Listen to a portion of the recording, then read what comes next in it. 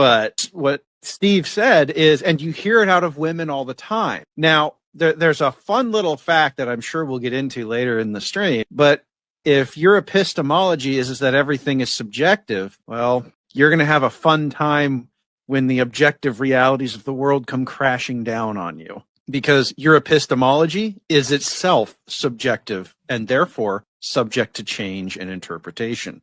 Women cannot have a solid philosophical ground to argue on, which is why they crash out of debates all the time.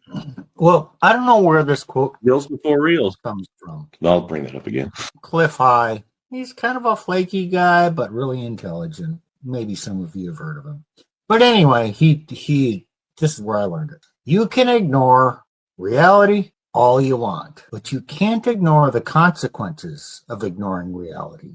Plants ain't gonna grow on Brondo, guys.